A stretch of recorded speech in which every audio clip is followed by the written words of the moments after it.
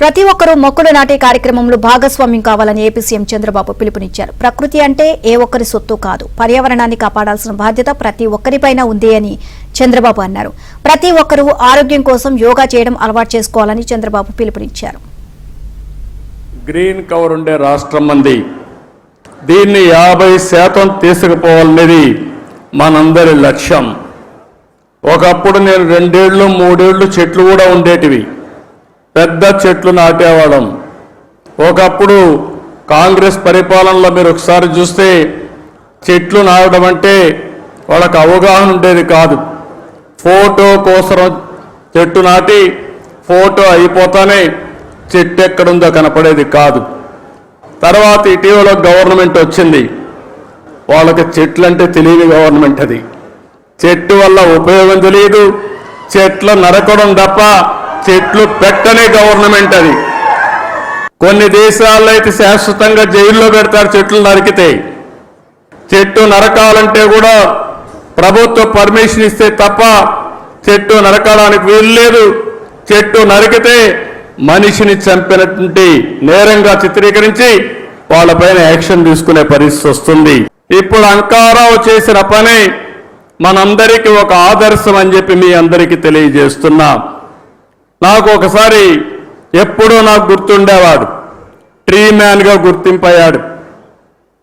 ఆ రోజు పద్మశ్రీ వనజీవి రామయ్య నా దగ్గరికి ఎప్పుడూ వచ్చేవాడు. ఎప్పుడు వచ్చినా ఒక చెట్టు తీసుకొచ్చేవాడు, ఊరూరు తిరిగేవాడు, అందరికీ విత్తనాలు పంచేవాడు. సంవత్సరం వచ్చి నాకు రిపోర్ట్ చేసేవాడు. నేను ఈ కార్యక్రమాలు చేస్తా ఉంటే ఆయన ఎప్పటికప్పుడు ప్రోత్సాహపడి ఉత్సాహవంతుడై రోజుకు ఒక మొక్క నాటేవాడు. ఆయన నాటడమే కాదు, అందరి దగ్గర నాటిచ్చేవాడు. ఆ చెట్లను పెంచే కార్యక్రమాన్ని కూడా ఆయన నిర్వహించాడు. అందుకే కేంద్ర ప్రభుత్వం పద్మశ్రీ అవార్డు ఇచ్చింది. దీన్ని మనస్ఫూర్తిగా నేను అభినందిస్తున్నాను. ఆయన ఒక్కసారి స్మరించుకోవాల్సిన బాధ్యత మనందరిపైన ఉందని చెప్పి కూడా నేను మీకు తెలియజేస్తున్నా. రాబోయే 3 సంవత్సరాల్లో ఇంకా ఒక 3 వేస్ట్ టు ఎనర్జీ ప్లాంట్స్ వస్తాయి. పట్టణ ప్రాంతాల్లో 90% చెత్తంతా తీసి, పొడి చెత్త తీసి ఎనర్జీగా చేసే పరిస్థితి వస్తుంది. రెండోది, గ్రామీణ ప్రాంతాల్లో మిమ్మల్ని అందరినీ ఒకటే కోరుతున్నాను.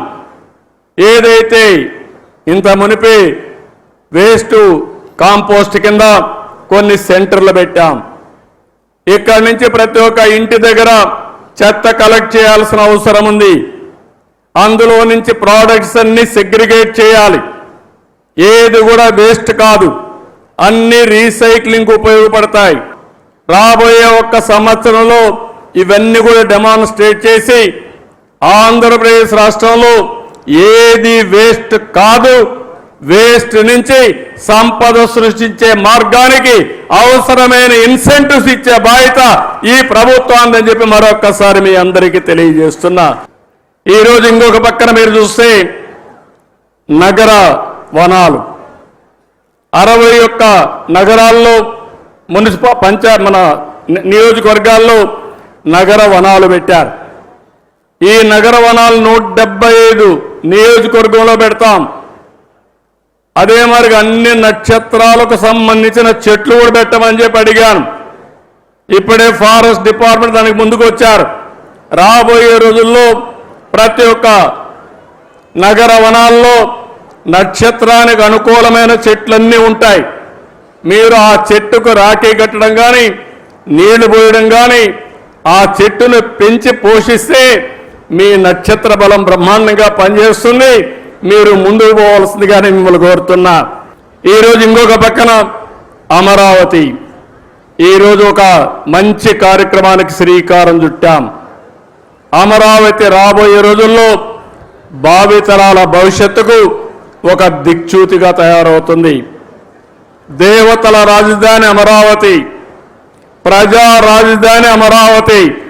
ఆ అమరావతిలో మనందరం ఉండడం మనందరి అదృష్టమని మరొక్కసారి మీ అందరికీ విజ్ఞప్తి చేస్తున్నా. ఈ అమరావతి భవిష్యత్తులో ఒక బ్రహ్మాండమైన సిటీగా తయారవుతుంది. అందులో కూడా మీరు చూస్తే బ్లూ సిటీగా, గ్రీన్ సిటీగా, ఒక సుందరమైన నగరంగా ఈ అమరావతిని ఏర్పాటు చేస్తామని మీ అందరికీ విజ్ఞప్తి చేస్తున్నాను. ఇది కాకుండా రేపు 21వ తారీఖున ప్రధానమంత్రి నరేంద్ర మోడీ గారి ఆధ్వర్యంలో విశాఖపట్నం కేంద్రంగా ఇంటర్నేషనల్ యోగా డే ప్రారంభిస్తున్నాం. రాష్ట్రం మొత్తం ఆ రోజున 1,00,000 కేంద్రాల్లో యోగా ప్రాక్టీస్ చేసి గిన్నిస్ రికార్డ్ బ్రేక్ చేయాలని ఒక లక్ష్యాన్ని పెట్టుకున్నాం.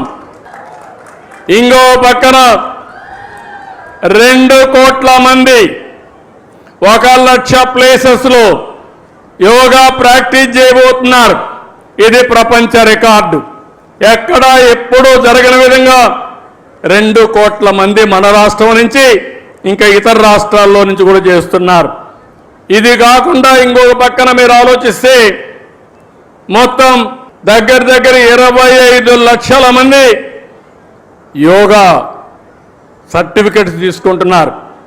కనీసం 3 రోజులు ప్రాక్టీస్ చేసి యోగా సర్టిఫికెట్ ఇస్తారు.